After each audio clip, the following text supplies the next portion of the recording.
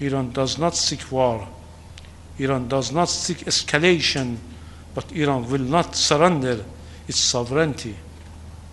As long as aggression continues, Iran will defend itself decisively and without hesitation. What was the rationale behind attacking other countries, including Iraq, the UAE, Qatar, and some other countries, Iraqi Kurdistan as well? As I mentioned, we are not attacking the interests of our neighboring countries. We are defending ourselves. We are targeting the facilities and the bases and the assets of the United States in this country, in those countries which is out of the control of the host countries. Thank you.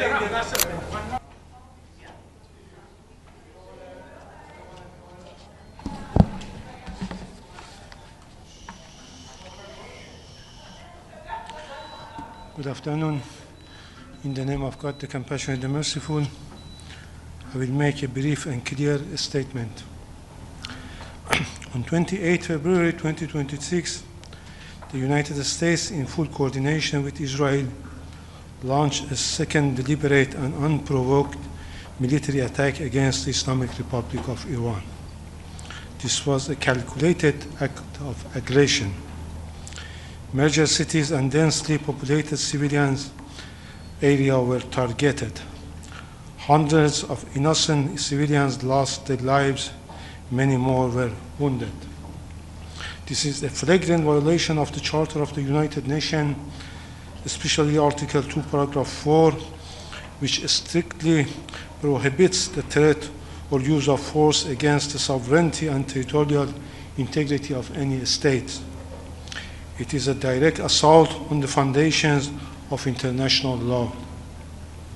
The Security Council convened an emergency meeting on Saturday. The facts were clear. The aggression was clear. The responsibility also was clear. In a reckless and unprecedented escalation, the United States and Israel deliberately targeted the supreme leader of Islamic Republic of Iran and many high military officials. Targeting the highest official of a sovereign UN member state is an egregious breach of international law and a direct attack on sovereign equality. Such conduct endangers the entire international system. The United States and the Israeli regime are deliberately targeting civilians and civilian infrastructure. Schools, hospitals, Red Crescent facilities, and residential buildings were attacked.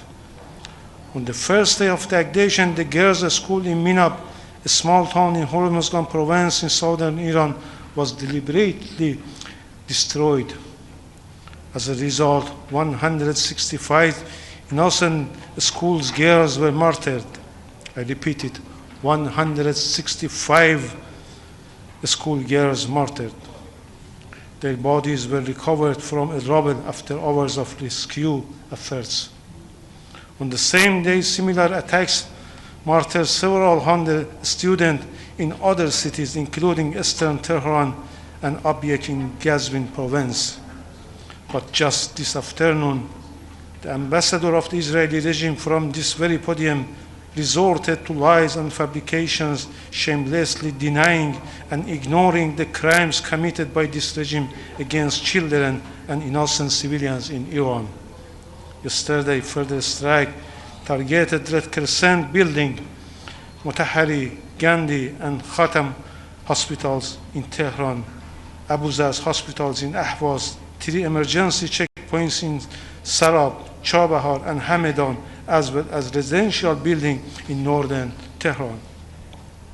This morning, missiles struck a densely populated residential area in Sanandaj in Kurdistan province. The full number of casualties is still being verified. These acts constitute aggression. They constitute war crimes. They constitute crimes against humanity. The United States cannot remain silent. The United Nations cannot remain silent. Accountability is not optional. It is deeply shameful and hypocritical that only the very first day of its presidency of the Security Council, the United States convened a high-level meeting on protecting children, technology and education in armed conflict under the agenda item maintenance of international peace and security, while at the same time launching missile strike against Iranian cities and bombing schools and killing children. For the United States, protecting children and maintaining international peace and security clearly mean something very different from the UN Charter provides. Words about peace and protection cannot cover act of aggression. Let's make no mistake, there was no imminent threat from Iran. Our nuclear program is exclusively peaceful. We were engaged in serious diplomatic negotiations. For the second time, the United States chose force over diplomacy and violated the Charter. There are no legal grounds that justify this attack. The so-called preemptive attack has no basis in international law. The prohibition on the use of force is absolute, except in self-defense against an armed attack. Iran is exercising its inherent right to self-defense under Article 51 of the Charter. Our response is lawful, necessary, and proportionate. We target only the military objectives of the hostile forces. We don't target civilians. We don't target the interests of neighboring states. Under international law, every state has a duty not to allow its territory to be used for act of aggression against another state. Member states must exercise due diligence to prevent their territory from being used by foreign forces to attack other countries. Iran does not seek war. Iran does not seek escalation, but Iran will not surrender its sovereignty. The issue before the international community is clear.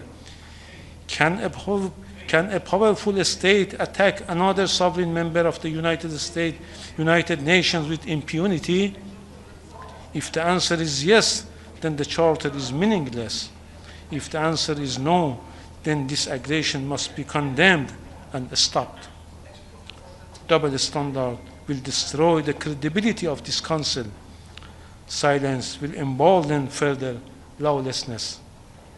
As long as aggression continues, Iran will defend itself decisively and without hesitation.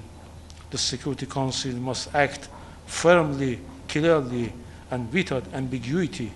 I thank you for your kind attention. What was the rationale behind attacking other countries, including Iraq, the UAE, Qatar, and some other countries, Iraqi Kurdistan as well? As I mentioned, we are not attacking the interests of our neighboring countries.